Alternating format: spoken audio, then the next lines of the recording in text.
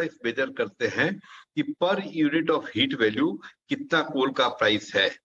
तो last year जो ₹1.42 था, जो अब की ₹2.80 है। तो हमारे कोल के प्राइस पर इफेक्टिवली डबल हो गए हैं।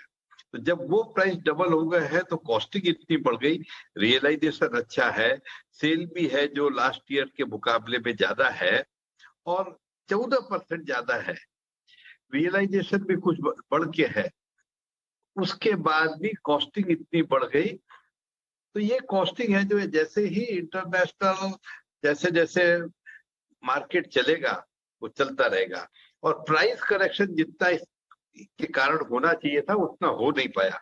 तो आई एक्सपेक्ट कि थर्ड क्वार्टर सेकेंड हाफ से, अभी तो फेस्टिव सीजन है, पहले बरसात चल रही है अभी तक, तो आई थिंक कि 15 नवंबर के बाद से पूरा सीजन जून एंड तक अच्छा चलना चाहिए।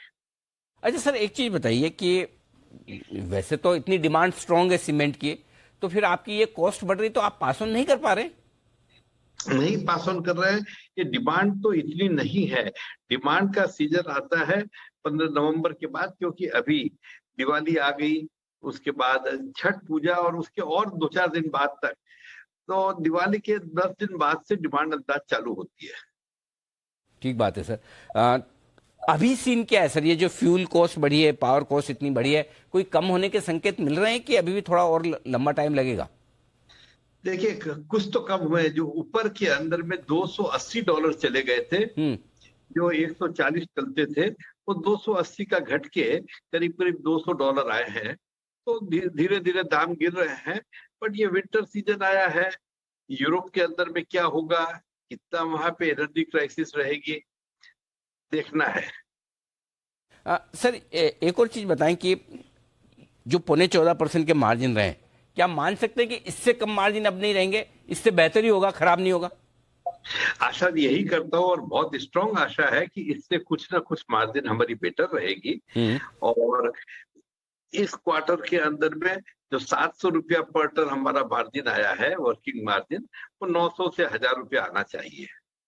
अच्छा सर, आपके टॉप मैनेजमेंट में काफी बदलाव हुए हैं, अब आप चेयरमैन हो गए हैं और साथ ही प्रशांत संगुर साहब को आपने वाइस चेयरमैन बनाया है, नीरज अखौरी साहब को एमडी बनाया है। ये बदलाव करने के पीछे क्या उद्देश्य क्या है सर, और इससे क्या कंपनी हासिल करना चाहती है? क्योंकि काफी आपके इन्वेस्टर्स बड़े उत्साहित हैं इन बदलावों को लेकर, तो जरा इसके पीछे की पूरी थॉट प्रोसेस बताएं सर। देखिए, जिससे जैसे कंपनी बड़ी होती चली गई, हम लोगों को सिस्टम बेस्ड मैनेजमेंट करना पड़ेगा।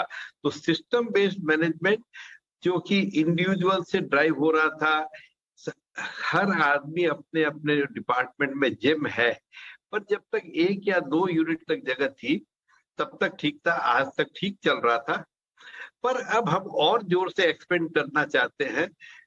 आज हमारी कैपेसिटी जो 46 मिलियन टन है, उसको हम 80 मिलियन टन इमीडिएटली ले जाना चाहते हैं। इमीडिएटली माने 5-6 साल में।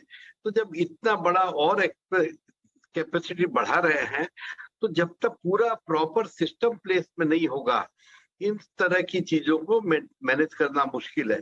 जब तक छोटा काम है, 30-40 मिलियन तक था, तब तक सारा काम इंडिविजुअल और टैलेंट बेस पे हो रहा था। अब हमको कुछ ना कुछ चेंज करना पड़ेगा। तो इट विल बी बेस्ट कि हमारा पुराना टैलेंट भी रहेगा, आदमी तो वही रहेंगे, कुछ सिस्टम्स और इंट्रोड्यूस करेंगे, डिजिटलाइजेशन ज्यादा कर रहे हैं। परफेक्ट है सर, बिल्कुल। तो प्रोफेशनल्स और नए लोगों को, आई मीन सिस्टम में तो पुराने ही है लेकिन उन्हें ज़्यादा जिम्मेदारी है। अच्छा सर, एक राय आपसे इंडस्ट्री पर लेना चाहता हूँ। आपने देखा भी है कुछ मर्जर एक्विजिशन हुए हैं, कुछ मैनेजमेंट में बदलाव भी हुए हैं। कैसे देख रहे हैं इंडस्ट्री में कुछ और कंसोलिडेशन होने की संभावनाएं आपको दिख रही है? क्या कुछ छोटे प्लेयर्स और ऐसी कंपनियां हैं जो बिक सकती है, बड़ी कंपनियां और बड़ी हो सकती है इनऑर्गेनिक ग्रोथ के जरिए? देखिए, अंत कभी कोई चीज का नहीं होता है। कंसोलिडेशन कंटिन्यूअस प्रोसेस है, तो कंसोलिडेशन भी होगा और उसके बाद में कुछ ना कुछ नए प्लेयर वापस आएंगे। तो अगर हम देखें 20 साल में कंसोलिडेशन लेवल करीब करीब जो 20 साल पहले था, आज भी वैसा ही है। कुछ नए प्लेयर आते हैं, कुछ पुराने जाते हैं, पर इंडस्ट्री का कंसोलिडेशन लेवल करीब करीब वही है। अच्छा सर, एक चीज और, क्योंकि आपने कहा कि अब डिमांड बढ़ने की तैयारी में है, अभी आपके रॉ मटेरियल कॉस्ट बढ़ी फिर भी फ्यूल कॉस्ट बढ़ी फिर भी आपने भाव बढ़ाए नहीं सीमेंट के। क्या अब डिमांड के लौटते ही थोड़ी कॉस्ट रिकवर करने के लिए आज से प्राइस बढ़ने का कुछ आप इरादा रखते हैं, बढ़ाने का कोई संभावना है सर? देखिए, कमोडिटी मार्केट में मेरी संभावना और इरादा रखने से तो नहीं दाम बढ़ेंगे, बट इंडस्ट्री का ओवरऑल डिमांड जब और ज्यादा होगा, डिमांड सप्लाई है जो करीब करीब मैच होगा, तो इतना बड़ा प्रेशर है प्राइस बढ़ाने का कि 2 क्वार्टर जो हो गए, 3 क्वार्टर करीब करीब हो रहे हैं। अगर कमोडिटी में दाम बढ़ने के बाद प्राइस बढ़ने में 2 से 3 क्वार्टर पहले भी लगा है, आज भी लग रहा है, तो आई थिंक कि अब टाइम मेच्योर हो गया दाम बढ़ाने के लिए या दाम बढ़ने के लिए। हम बढ़ने की भी संभावनाएं बन रही है, इंडस्ट्री के लिए होगा तो सबके लिए साथ में होगा। बांगुर साहब बहुत बहुत धन्यवाद आपका समय देने के लिए, नतीजों पर विस्तार से बात